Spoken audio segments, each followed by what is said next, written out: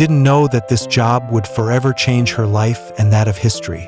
Eva Braun met Adolf Hitler in that very studio, and from that moment she began documenting with her camera moments that the world was never meant to see. Her images reveal a chilling truth: how normalcy and horror can coexist within the same frame.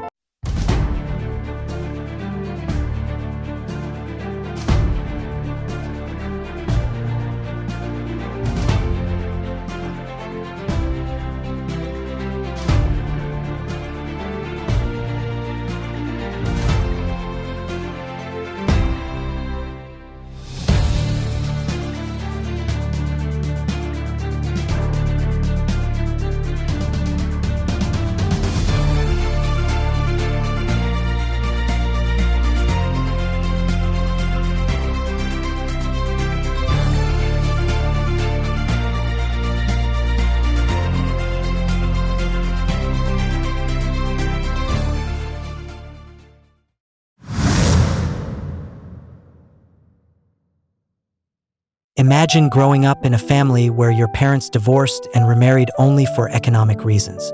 Eva Anna Paula Braun was born on February 6, 1912, in Munich, the second of three daughters to Friedrich Braun, a vocational school teacher, and Franziska Kronberger, a former seamstress turned housewife. World War I profoundly marked her childhood.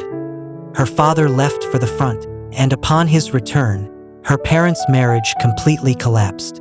The domestic atmosphere became so tense that Eva spent as little time as possible at home. She sought refuge with her best friend's family, even going so far as to call her parents Mom and Dad. The Brauns remarried after a year of separation, but the decision seemed motivated more by financial necessity than love. Friedrich and Franziska maintained a cold and detached relationship that profoundly influenced their three daughters. In 1925, the family's economic situation improved thanks to the Dawes Plan and the influx of American money into Germany. The Brauns moved to a more elegant apartment and could even afford an automobile. However, this material well-being didn't resolve their marital problems. Family tensions pushed Eva to seek economic independence as soon as possible. At 17, instead of following a traditional educational path, Eva responded to a job advertisement in the newspapers. Her choice was surprising. She sought employment in a photography studio rather than in more conventional sectors for a girl of her social background. This decision revealed a determined character and a will to forge her own destiny away from oppressive family dynamics. In October 1929, Eva began working at Heinrich Hoffmann's photography studio in Munich. Her duties included selling postcards, photographs, and cameras at the counter, as well as managing the shop's accounting and inventory. Hoffmann immediately recognized her genuine interest in photography and began teaching her professional techniques: how to use photographic equipment, develop film, and print images. Eva demonstrated surprising natural talent. She quickly learned to handle cameras and developed an artistic eye for capturing significant moments. Photography became much more than just a job for her. It represented an authentic passion and a tool for personal expression that freed her from the frustrations of family life. Heinrich Hoffmann wasn't just any photographer in Munich's landscape. He held the role of official photographer and unofficial propaganda journalist for the National Socialist Party. His studio became a meeting point for emerging political figures of the movement, creating an environment where Eva came into daily contact with influential personalities from the Bavarian political scene. Hoffmann's studio regularly attracted Nazi party members who discussed politics, planned strategies, and organized events. Eva observed these meetings with growing interest, fascinated by the energy and determination of these men who seemed destined to change Germany's course. The atmosphere of political ferment involved her emotionally and intellectually. Among the studio's regular clients stood out a rapidly rising regional politician named Adolf Hitler.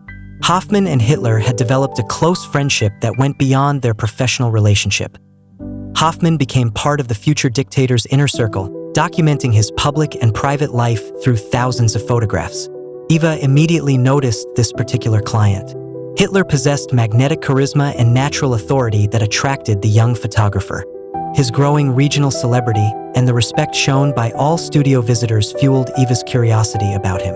One day in 1929, Heinrich Hoffmann decided to formally introduce Eva Braun to Adolf Hitler. Hoffmann's daughter, Henriette, would remember years later that every time Hitler visited the studio after this first meeting, he always seemed to find time for a chat with Eva. He began bringing her small gifts and sometimes offered to accompany her home. This apparently ordinary moment in a Munich photography studio marked the beginning of a relationship that would visually document one of the darkest chapters in history.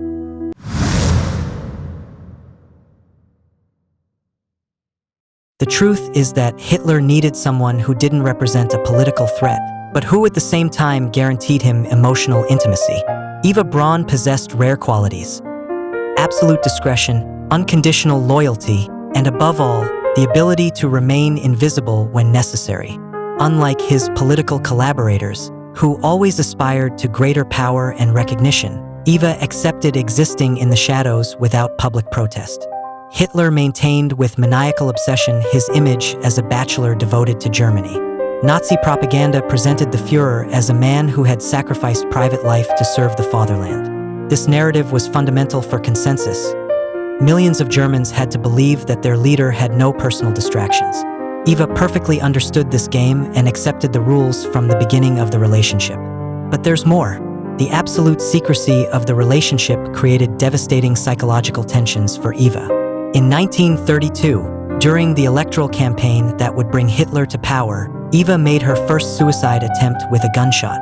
The second came in 1935, this time with an overdose of sleeping pills. These weren't theatrical gestures. They represented the desperate cry of a woman trapped in a role that was emotionally destroying her. These episodes reveal the complexity of the relationship between Eva and Hitler. She psychologically depended on a man who could dedicate only crumbs of public attention to her. Hitler, for his part, feared losing the only person who guaranteed him emotional normalcy without demanding political recognition. After each suicide attempt, Hitler increased Eva's privileges and showed her greater private attention. Eva gradually developed a unique position in the Nazi power's inner circle. She obtained private suites at the Berghof, Hitler's Alpine residence, and in the dictator's other properties. But the most significant privilege was another.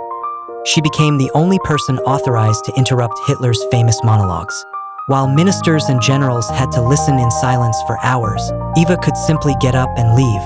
This unprecedented freedom generated deep resentment among other entourage members. Rudolf Hess, Heinrich Himmler, and other Nazi leaders observed with envy the privileged access of this young woman who had no official political role. Eva controlled who could approach Hitler during relaxation moments, subtly influencing power dynamics. Her camera became the instrument that guaranteed her total access. Hitler, normally obsessed with controlling his own image, allowed Eva to document moments that no one else could witness. He granted her permission to photograph him while eating, sleeping, playing with his dog Blondie, or simply relaxing in a robe. This access represented a level of intimacy that not even the closest political collaborators possessed. It's no coincidence that Eva used photography strategically. She didn't document just for personal passion. She created a visual archive that consolidated her indispensable position. Each photo represented proof of her exclusive access and the importance Hitler attributed to her. The images became social capital in a regime where proximity to the Führer determined status and survival. Eva's loyalty went beyond romantic love. It represented a pact of reciprocal survival. Hitler found in her a refuge from the constant pressure of absolute power. Eva guaranteed him moments of normalcy where he could lower his guard without fearing betrayal or political ambitions. She, in turn, obtained protection and privilege in exchange for absolute silence. Through her camera's lens, Eva documented a Hitler that the world wasn't supposed to see. Vulnerable, human, ordinary. This documentation created a disturbing paradox. While Eva captured moments of apparent domestic normalcy, a few kilometers away, mass deportations and systematic exterminations were being planned. Her camera became a silent witness to this coexistence between intimacy and horror. The truth is that Eva Braun methodically built a monopoly on the dictator's intimacy. Her success didn't derive from beauty or charm, but from deep understanding of Hitler's psychological needs and the ability to satisfy them without ever representing a threat to his political power.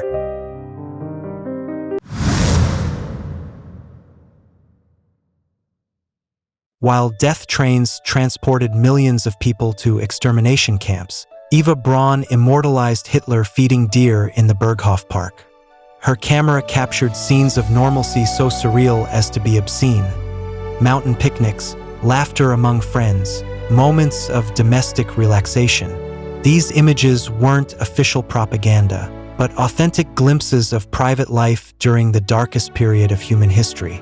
The Berghof, Hitler's alpine refuge in Bavaria, became the main stage of this theater of the absurd. Eva systematically documented the dictator's daily routine. Breakfasts on the terrace overlooking the Alps, walks in manicured gardens, evenings by the fireplace. Each photograph revealed a relaxed and apparently normal Hitler who laughed, conversed, relaxed. Eva's camera transformed history's monster into a simple middle-aged man enjoying life's pleasures. But there's more.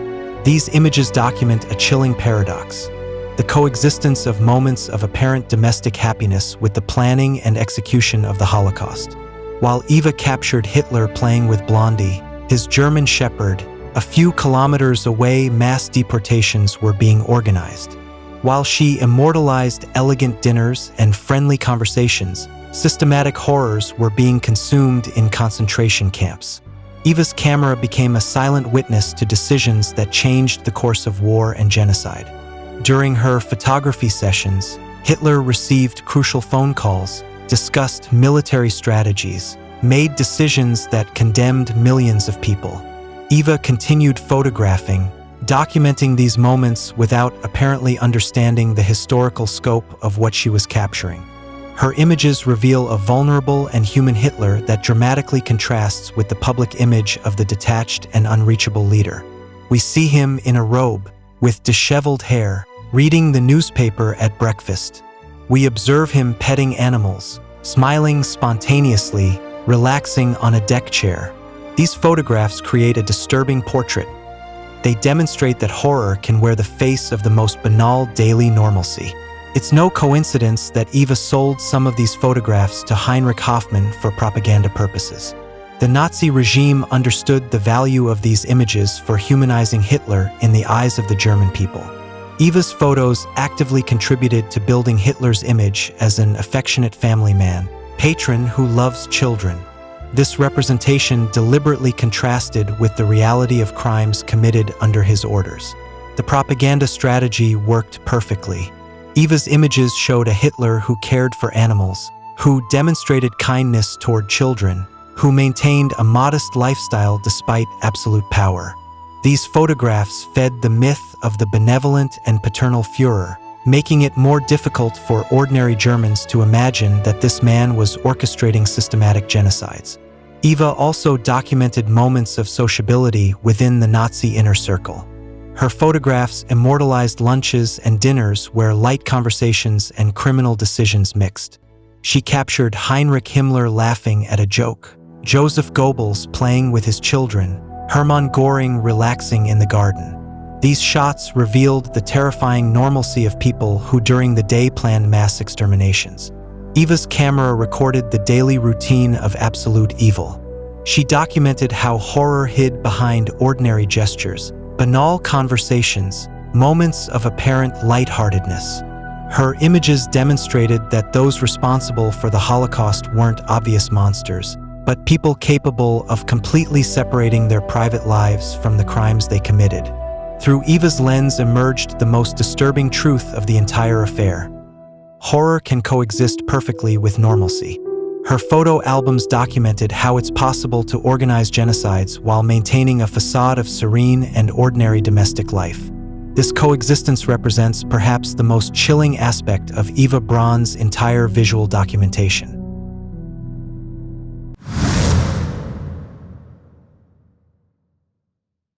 The truth is that Eva Braun wasn't simply a passive spectator of the Nazi regime. Her privileged position allowed her to directly influence the selection of people surrounding Hitler, transforming her into a figure of informal but significant power. Her family members enormously benefited from the relationship. Her sister Gretel married Hermann Fegelein, SS officer and Heinrich Himmler's representative to Hitler. This marriage wasn't coincidental, but the result of Eva's direct influence in favoring her family's social ascent. Eva controlled social access to Hitler during private moments. She decided who could participate in informal dinners, who received invitations to the Berghof, who had the privilege of relaxed conversations with the Führer. This power generated deep resentment among Nazi entourage members, who observed with envy how a young woman without official political role could influence power dynamics. Her control over Hitler's social environment represented a subtle but real form of political influence. During World War II, while the German population faced food rationing, bombings, and devastating human losses, Eva maintained a lifestyle of shameless luxury. She had unlimited access to French champagne, refined food, high-fashion clothes, and expensive jewelry. She frequently traveled between Hitler's residences, organized elaborate parties, and continued dedicating herself to her photographic and cinematographic passions. This disparity reveals not only material privilege, but also emotional detachment from the German people's collective suffering. But there's more. Eva's constant presence in the inner circle raises disturbing questions about her knowledge of the Holocaust and the regime's systematic crimes. At the Berghof, Heinrich Himmler, architect of the final solution, Joseph Goebbels, responsible for anti-Semitic propaganda, and other Nazi leaders directly involved in genocide regularly met.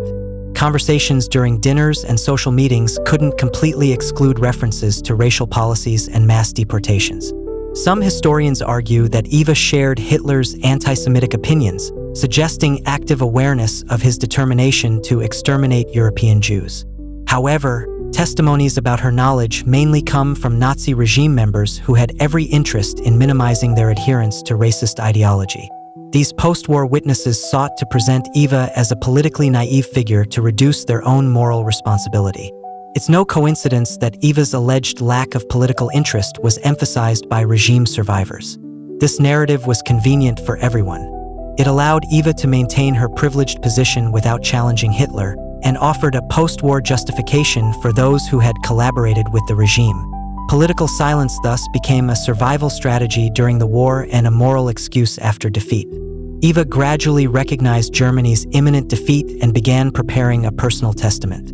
This preparation demonstrated her lucid understanding of the military and political situation's gravity.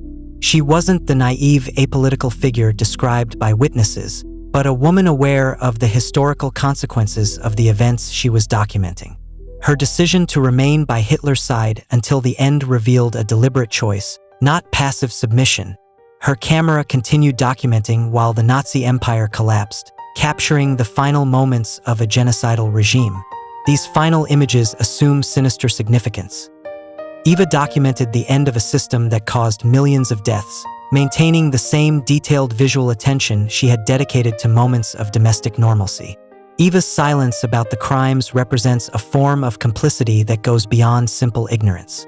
Her unconditional loyalty toward Hitler made her complicit not only emotionally, but also as visual documentarian of a period of systematic horrors.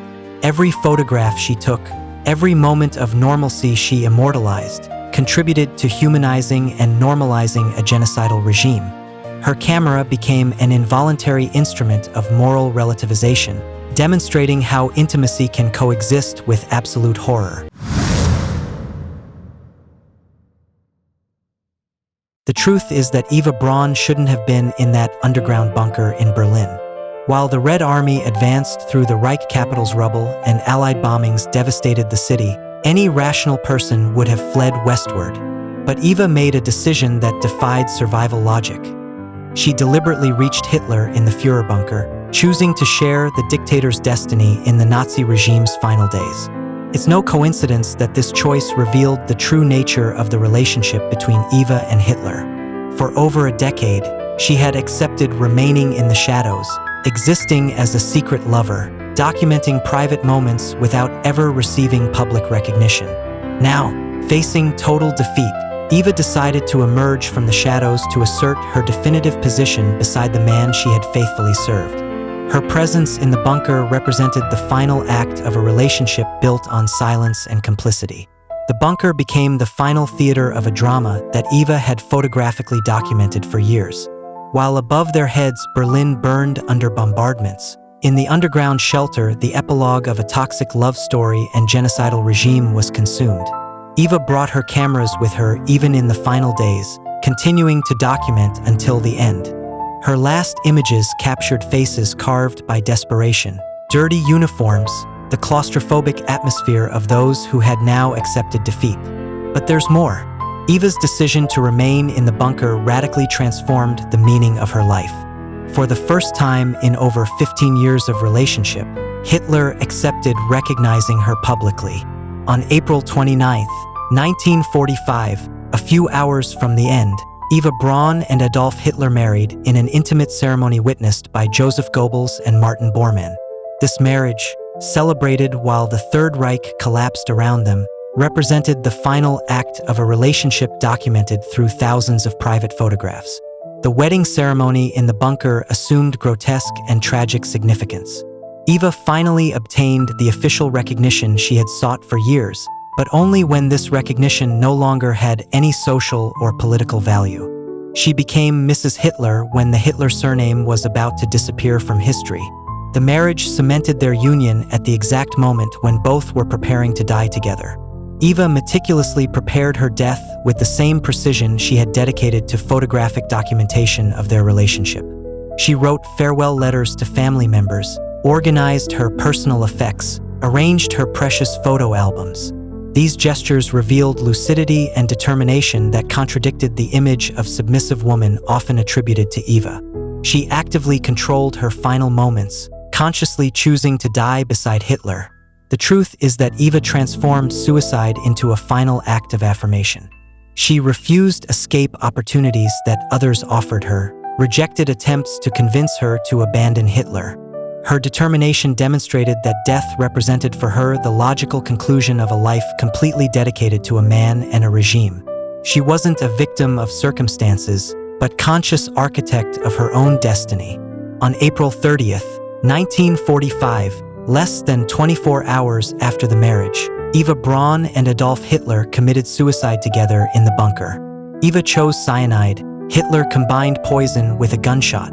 Their bodies were burned in the Chancellery Garden according to Hitler's precise instructions. The photographer who had documented years of domestic normalcy in the shadow of absolute power died beside the man she had served with unconditional loyalty.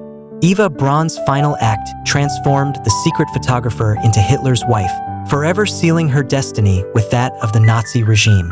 Her photo albums survived the war and became unique visual testimony of over a decade spent in power's shadow.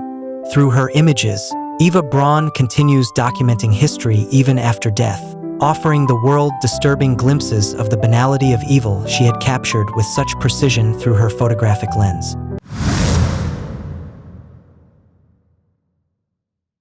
The truth is that Eva Braun's photo albums continue disturbing our understanding of history. Her images reveal how domestic intimacy and genocidal horror can coexist perfectly in the same historical moment. Each photograph challenges simple narratives of good versus evil, instead showing the terrifying normalcy of the Nazi regime. Her story reminds us that behind every monster of history hides an ecosystem of complicity, silence, and daily banality. Eva documents the psychology of absolute power and the price of privilege in darkness. Her shots demonstrate that the unthinkable becomes possible when horror wears the face of normalcy.